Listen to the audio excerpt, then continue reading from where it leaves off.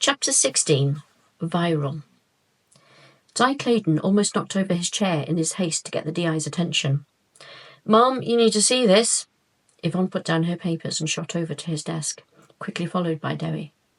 "What is it? What have you got?" She peered over Clayton's shoulder at the image on his screen and gasped. "Oh my God."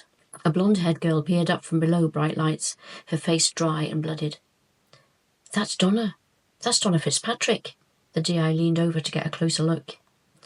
"What does it say?" Dewi wasn't wearing his reading glasses. "It's signed VORTEX, and they're demanding Bitcoin in exchange for her life." She closed her eyes, running both hands through her hair. "Another GoFundMe," Dewi sighed. "Damn them." "Except it's not a real GoFundMe." Di straightened up. "Oh, it looks very similar, but it's a clever mock-up. The real website must be spitting feathers." "Can't they get it closed down?" Dewi shook his head. "What are they waiting for?" "They can't." Yvonne perched on the end of Di's desk. "They close those adverts down and so can lose a vital connection to the kidnappers. They have to play along. They have no choice." She stared back at the photograph on the Facebook ad. Though clearly distressed, there was defiance on those pale blue eyes and jutting chin. No doubt that defiance was the reason for the blood spot they found on the magazine. This was a girl with real fire in her gut. The DI silently prayed that that fire would not get Donna Fitzpatrick killed. "Get copies of this sent off for enhancement. Let's see if we can pull something or someone out of the shadows." "On it, Ma'am." Clayton's fingers rapidly tapped on his keyboard. Yvonne turned to Dewi. "Soka and MI5 will be all over this, but it doesn't hurt to do a little research of our own. While Clayton gets on with this, let's go and make the coffees. I think I've come up with a way forward for us." Dewi followed her to the rest area. She filled the percolator with water. "We know that the van used to abduct Kyle Jenkins and possibly Donna Fitzpatrick was a ghost vehicle registered to the deceased Mathew Hinds." "Uh-huh," Dewi agreed, placing the mugs on the counter. "The flat it was registered to is in Aberystwyth, where Mathew was a student and where he died." Dewi turned to look at her. Her forehead furrowed in concentration. "I think VORTEX, or someone within VORTEX, knew Mathew personally."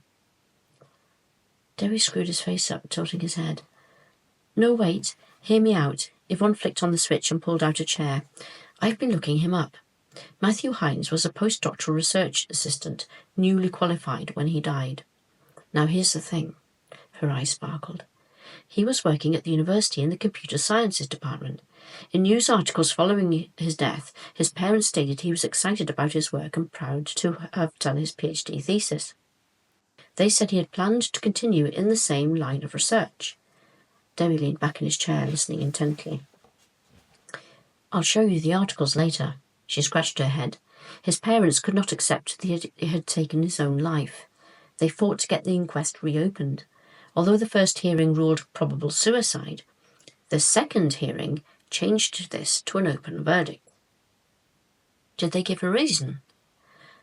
"Not that I could find in the articles I could access online. However, we could get a hold of the coroner's report." "We certainly could," Dewi nodded. "Also, I'm pretty sure the university keeps copies of all their research theses." Yvonne grinned. "We're on the same page. I looked that up too. It's the Hugh Owen Library, and I think we could get up there today and get a hold of Mathew's thesis, find out what he was working on, and I'll ask Callum if we can get a hold of the coroner's report." "We're going to be busy." Dewi narrowed his eyes. "Can we just have this coffee first?" Yvonne grinned and pulled a face. "Let's make it quick."